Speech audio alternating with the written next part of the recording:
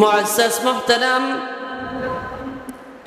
আল্লাহ সুবহানাহু ওয়া তাআলা তিনি বলেন, আল্লাহ তাআলা বর্ণনা করেন, কোরআনুল কারীমের মধ্যে বর্ণনা করে দেন, ওয়া মা আরসালনাকা ইল্লা রাহমাতাল লিল আলামিন।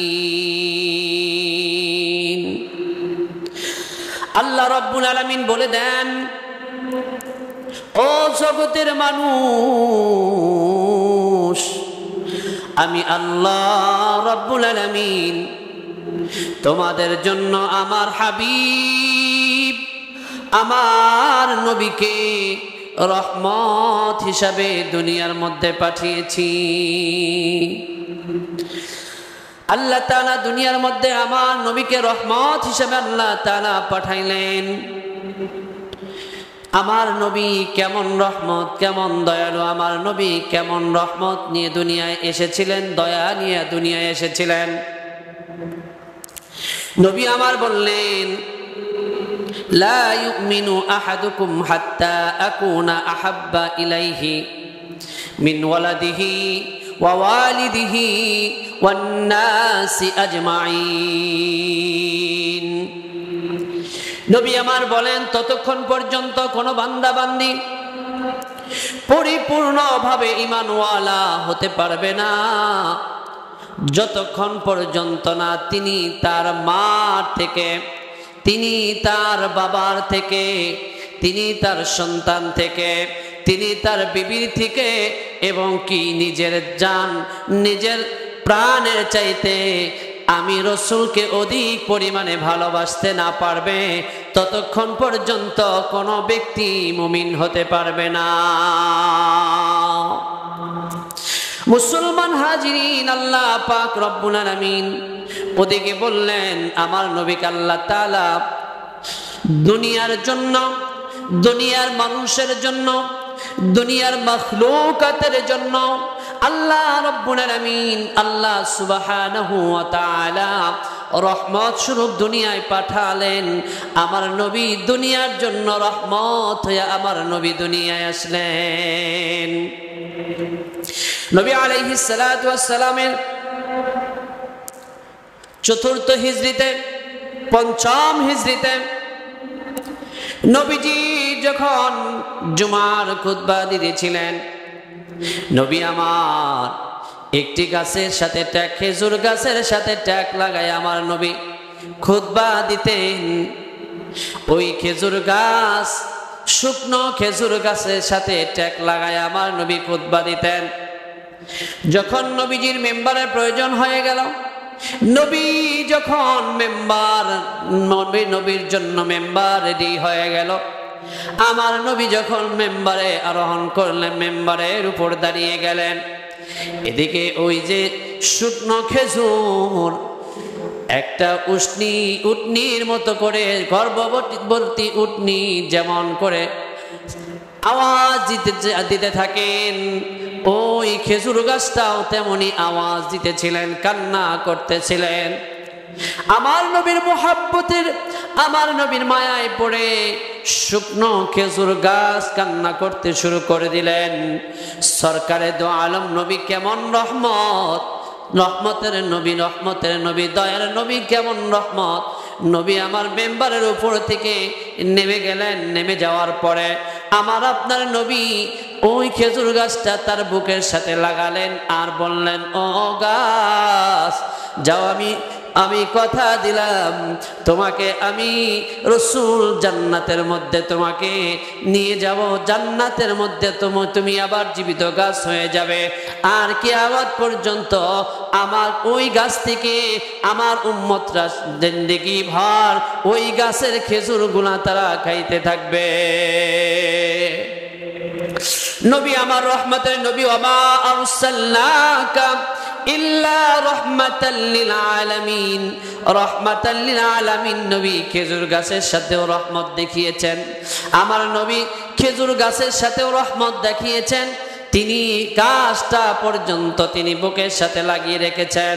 নবী আমার ডাক দিয়ে বলেন, ও আমার সাহাবীরা, যার হাতে আমার প্রাণ যার হাতে আমার মৃত্যু, ওই রবের কসম, যদি আমি নবী, আমি রাসূলুল্লাহ, যদি এই খেজুর গাছের সাথে বুক না লাগাইতাম, তাহলে এই খেজুর গাছ কিয়ামত পর্যন্ত এমন করে কান্না করত। আমার আল্লাহ বলেন, ওয়ামা আরসালনাকা ইল্লা রাহমাতাল লিল আলামিন। আমার আল্লাহ বলেন, নবী আমার রহমত হিসাবে দুনিয়ায় পাঠিয়েছি। আমার নবী কেমন রহমত? একটা উট আসলেন নবীজির কাছে, নবীজি বসা ছিলেন, উটটা আসার পরে নবীজির কদমের কাছে তার মাথাটা লাগাইয়া দিলেন, চোখের পানিগুলা উঠে উঠে ঝরতেছিলেন। নবী আমার যখন উটটা যখন এমন করতেছিলেন, নবী আমার সাহাবীদেরকে ডাক দিয়ে বললেন, ও আমার সাহাবীরা, এই উটটা কার? উটনিটা কার তোমরা কি জানো? ডাক দিয়ে বললেন, ইয়া রাসূলুল্লাহ, ইয়া হাবিবাল্লাহ, হ্যাঁ এটা তো জানি, এটা অমুকের উট। আল্লাহ নবী বললেন, ওই সাহাবীকে ডেকে আনো। সাহাবীকে যখন ডেকে আনলেন, সাহাবীকে ডাক দিয়ে বললেন, ও আমার সাহাবী, তোমার এই উটটা তুমি কি ব্যবহার করো সেই অভিযোগটা আমার কাছে দিয়েছেন। নবী আমার ডাক দিয়ে বলেন, ও সাহাবী, উটটা কিন্তু তোমার বিরুদ্ধে আমার কাছে অভিযোগ দায়ের করেছেন। নবীজির সাহাবী ডাক দিয়ে বললেন, ইয়া রাসূলুল্লাহ, ইয়া হাবিবাল্লাহ, সে কি অভিযোগ দিয়েছেন? নবী আপনি যেটা বলবেন আমি সেটাই করব। নবী বললেন, এই উটটা তোমার কাছে অভিযোগ দায়ের করেছেন। কি অভিযোগ দায়ের করেছেন জানোনি? বলতেছে, উটটা বলতেছে, ইয়া রাসূলুল্লাহ, ইয়া হাবিবাল্লাহ, যখন আমার গায়ে শক্তি ছিল, আমি বোঝা বহন করতে পারতাম, তখন আমার মালিক আমাকে দিয়ে বোঝা বইতেন, আমাকে নিয়ে মাল বহন করতেন, কিন্তু এখন বৃদ্ধ হওয়ার কারণে আমি তেমন বোঝা বইতে পারি না। এই জন্য সিদ্ধান্ত নিয়েছেন আমার মালিক আমাকে জবাই করে খেয়ে ফেলবেন। নবী আমার ডাক দিয়ে বললেন, ও আমার সাহাবী শোনো, একে ছেড়ে দাও, একে তুমি জবাই করো না। ওমা আরসালনাকা ইল্লা রাহমাতাল লিল আলামিন।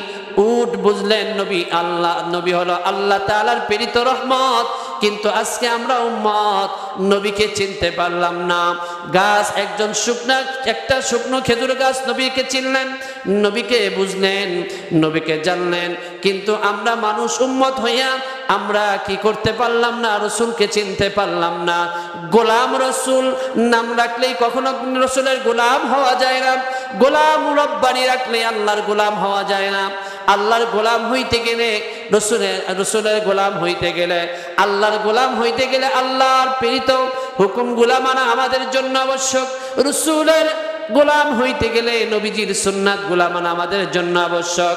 আমি আপনি যদি আল্লাহ এবং আল্লাহর রসুলের সুন্নাত, আল্লাহর হুকুমগুলা মানতে পারি, গোলাম রব্বানি, গোলাম রব্বি, গোলাম রসুল নাম রাখলেই জান্নাতে যাওয়া যাবে না, বরঞ্চ মূলত আমাদেরকে রসুলের আশেক হওয়া লাগবে।